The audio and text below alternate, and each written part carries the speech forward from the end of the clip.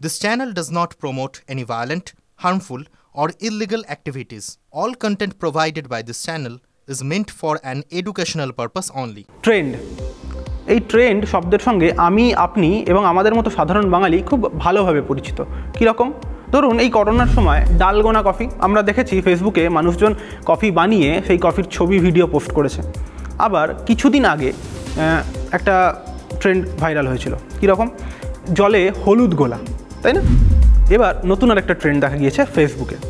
কী সেই ট্রেন্ড? এই ট্রেন্ডে বলা হচ্ছে আগামীকালই নাকি বড় দিন, আর আজকেই নাকি শেষ দিন যেদিন আমরা এই কাজটা করলে একটা আসন্ন বিপদের হাত থেকে নাকি বাঁচতে পারবো। সেই সম্পর্কেই আজকে আপনাদের বলবো TV9 বাংলা ডিজিটালের দ্য ব্রিফিং রুমে। আর আপনাদের সঙ্গে রয়েছি আমি সুপ্রিয়। বাঙালি নাকি হুজুকে, একথা আমরা শুনতে পাই। এবার সেই জিনিসটাই দেখতে পাচ্ছি ফেসবুকের এই পোস্টটিকে ঘিরে। কীরকম? একটি পোস্ট ফেসবুকে ভাইরাল হয়েছে। বলা হচ্ছে এই পোস্ট নাকি কপি করে নিজের প্রোফাইল থেকে পেস্ট না করলে ফেসবুক ধরে নেবে আমরা ফেসবুককে আমাদের ব্যক্তিগত তথ্য যা যা ফেসবুকে রয়েছে এবং আমাদের ছবি ব্যবহার করার অনুমতি দিচ্ছি। কিন্তু এই দাবি কি সত্যি সঠিক? সেটাই আমরা দেখছিলাম। মেটার টার্মস অফ সার্ভিস সেটা কি বলছে? বলছে মেটা নাকি কোনো ফেসবুক ব্যবহারকারীর কোনো তথ্য বিজ্ঞাপনদাতাদের কাছে বিক্রি করে না। তার নাম, তার ইমেল এবং অন্যান্য যা যা তথ্য রয়েছে ছবি টবি সহ সমস্ত কিছুই তারা কোনো বিজ্ঞাপনদাতাদের কাছে বিক্রি করে না। এছাড়াও কোনো ব্যবহারকারী যখন ফেসবুক অ্যাকাউন্ট খোলে তখন সে একটি টার্মস অ্যান্ড কন্ডিশনের পেজে অ্যাকসেপ্ট করে, তারপরে ফেসবুক অ্যাকাউন্ট খুলতে পারে। ফলে ফেসবুক যা যা টার্মস অ্যান্ড কন্ডিশন তখন সে এগ্রি করেছে সেই টার্মস অ্যান্ড কন্ডিশন ধরেই কিন্তু কাজ করে। ফলে পরবর্তীতে আমি কি চাইছি, আমি কি চাইছি না, বা আমি পোস্ট করে কি করছি সেসব কিন্তু ফেসবুক দেখে না। ফলে টার্মস অ্যান্ড কন্ডিশন অনুযায়ী যা যা লেখা ছিল সেই সময় ফেসবুক অ্যাকাউন্ট খোলার সময় সেই নিয়ম ধরেই কিন্তু কাজ করে মেটা। কি লেখা থাকছে ওই পোস্টে?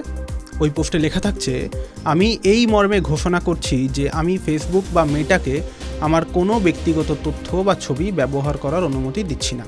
আগামীকাল একটি বড় দিন। এটা অফিসিয়াল, সকাল 8:10 স্বাক্ষর করা হয়েছে।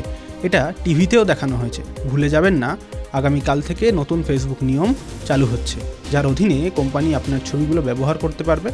এবং মনে রাখবেন আজই এই সময়সীমা শেষ। এরপরে লেখা রয়েছে যে এই মেসেজ কি করে কপি করে নিজের প্রোফাইল থেকে পোস্ট করা যায়। খুব স্পষ্ট করে বললে বাঙালি হুজুকে, সত্যিই বাঙালি হুজুকে। আর এই বিষয়ে বাঙালির বেশ সুনামও রয়েছে। আর এই কারণেই এই বিষয়টা ঘটছে। এই জিনিসটা শুরু হয়েছিল কোথায় বলা যায় না, কিন্তু এর আগেও এই জিনিস ঘটেছে। হ্যাঁ, 2021 সালেও এই রকম একটা বিষয়ে ভাইরাল হয়েছিল। তখনও এই নিয়ে বেশ হৈ হৈ পড়ে গিয়েছিল। এবার ফেসবুকের এই প্রাইভেসি পলিসি নিয়ে বলতে গেলে একটা দিক খেয়াল রাখতে হয়, একটা বিষয় খেয়াল রাখতে হয়। কীরকম? 2018 সালে মার্ক জাকারবার্গ তিনি US কংগ্রেসের সামনে তাকে প্রশ্ন করা হয়েছিল যে প্রাইভেসি পলিসির কি ব্যাপার, কি আছে না আছে, বা ব্যবহারকারীদের এই যা তথ্য আছে সেই তথ্য সম্পর্কিত বিভিন্ন প্রশ্ন করা হয়েছিল।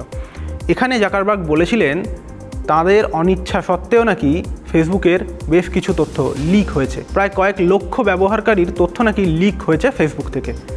আর বলাই বাহুল্য এই জিনিস হতে পারে বা এই জিনিস হয়, কিন্তু এর সঙ্গে আজকে যে হুজুক চলছে বা যা ট্রেন্ড চলছে, যা পোস্ট হচ্ছে, এর কিন্তু কোনো সম্পর্ক নেই।